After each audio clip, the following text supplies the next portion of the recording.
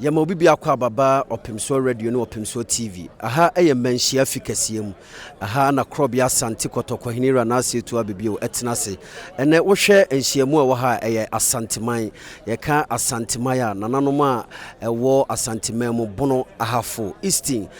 Bunu East nyina na behyiam adwendwene Asanteman nsɛm a ekoso ewo ho.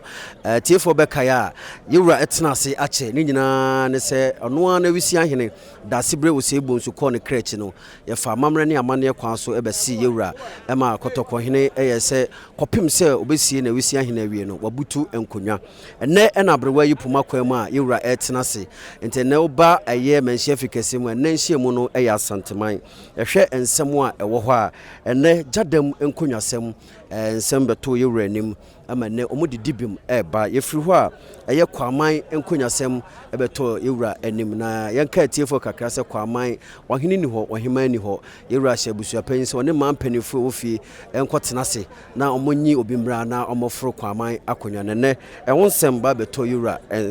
ena Awua Dumase Awua Dumase nkonwasem committee report yewura eyima nanano bi so monkotenase na omonhwem de besibia no mfa meto ne nanano mawie ni nyina ne omode report ni na eba beto yewura anim